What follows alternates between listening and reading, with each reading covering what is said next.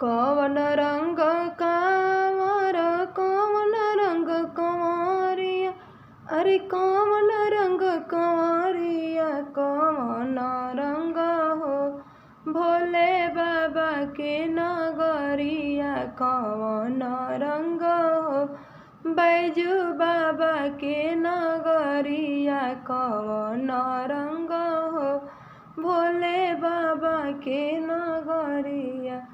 पीला रंग कांवर गेरुआ रंग कंवरिया, पीला रंग कांवर गेरुआ रंग कंवरिया, अरे गेरुआ रंग कंवरिया सुंदर रंग हो, भोले बाबा के नगरिया सुंदर रंग हो, बैजू बाबा के नगरिया सुंदर रंग हो, भोले बाबा के नगरिया।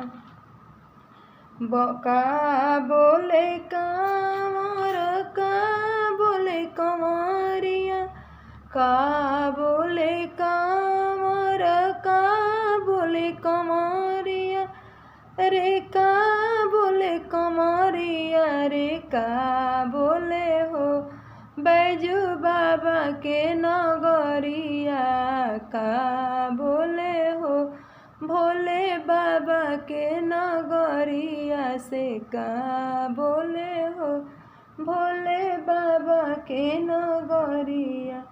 बोल बम भोले कांवर बोल बम भोले कंवरिया, बोल बम भोले कांवर बोल बम भोले कंवरिया, रे बोल बम भोले कंवरिया से बम बम बोले हो, से बम बम बोले हो, बैजू बाबा के नगरिया बम बम बोले हो, भोले बाबा के नगरिया से बम बम बोले हो।